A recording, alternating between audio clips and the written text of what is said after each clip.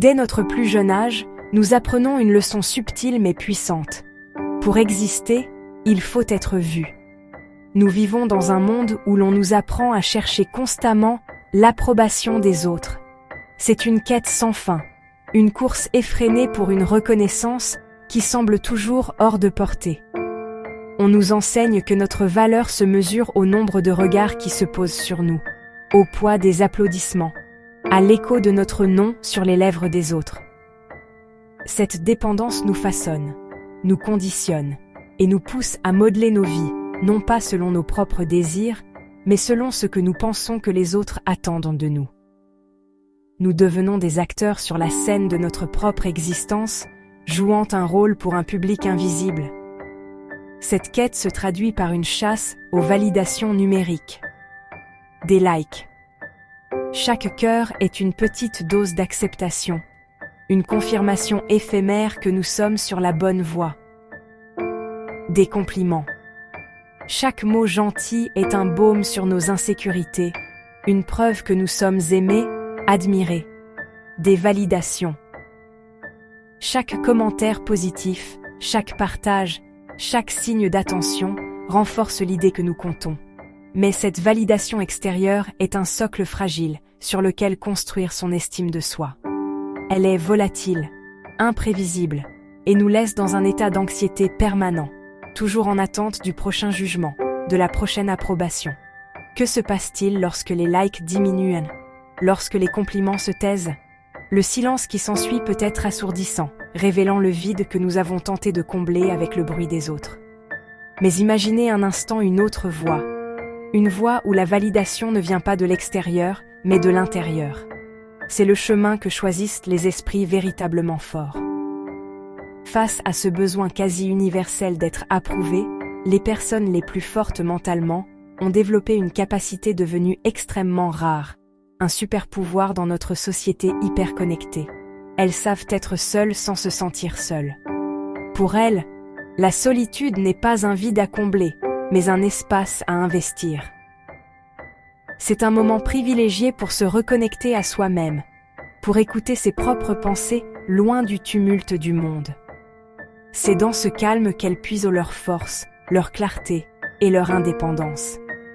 Cette capacité à trouver le contentement en sa propre compagnie est le fondement d'un esprit libre. Un esprit qui ne se définit pas par le regard des autres, mais par sa propre conscience.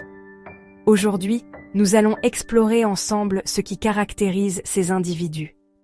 Découvre les 7 signes d'un esprit libre. Beaucoup évitent de manger seul par peur du regard des autres. Pourtant, être capable de profiter de sa propre compagnie est une forme de liberté.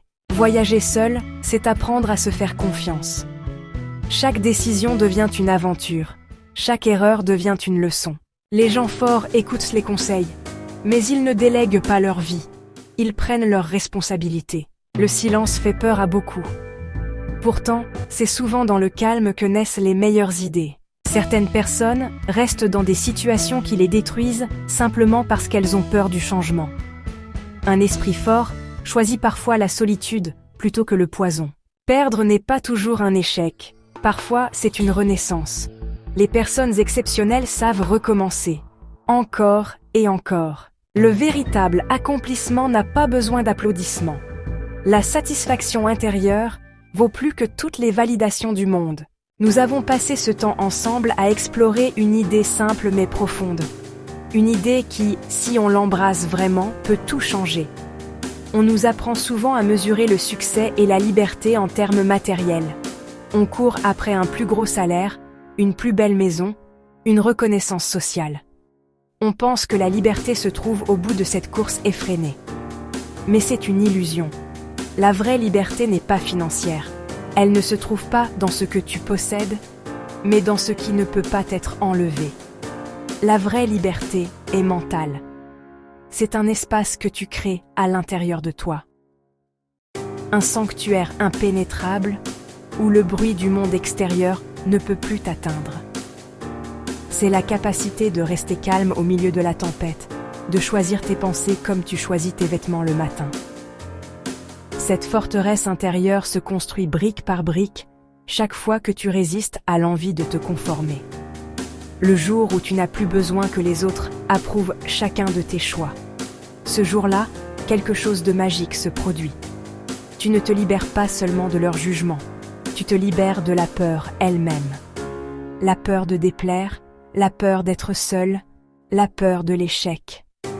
Quand cette peur se dissipe, il ne reste que toi, tes convictions et un chemin clair devant toi. À ce moment précis, tu deviens pratiquement inarrêtable, non pas parce que tu es invincible, mais parce que plus rien d'extérieur ne peut te dévier de ta propre voie. Tu avances avec une force tranquille, guidée par ta propre boussole intérieure. C'est ça, la liberté. Nous arrivons au terme de notre réflexion, mais ce n'est que le début de votre propre cheminement. Prenez un instant, en toute honnêteté avec vous-même. Ce n'est pas un examen, mais un simple miroir. Combien de ces 7 choses maîtrises-tu déjà? Peut-être 1, peut-être 5. Le nombre importe peu. Ce qui compte, c'est la prise de conscience, ce premier pas vers une plus grande maîtrise de soi.